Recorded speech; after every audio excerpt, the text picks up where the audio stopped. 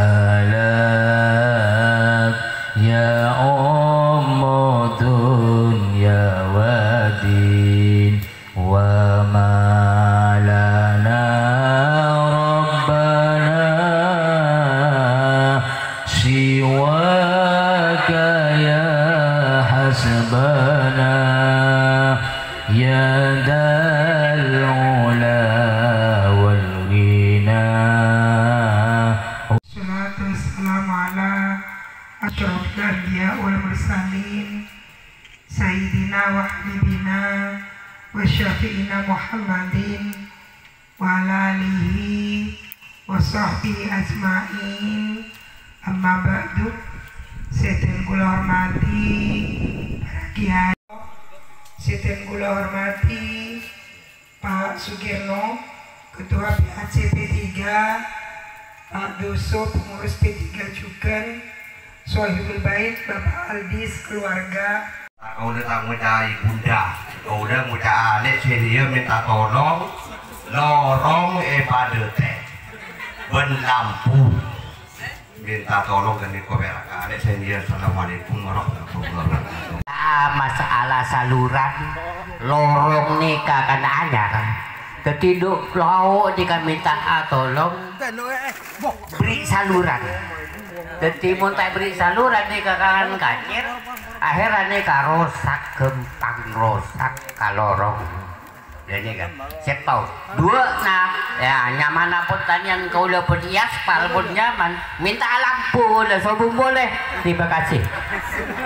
Bu Zenia, terkait serap aspirasi warga ini kan persoalan pupuk, gimana Bu Zenia? Ya, tadi ada dua hal strategis yang diusulkan masyarakat. Pertama, persoalan pupuk.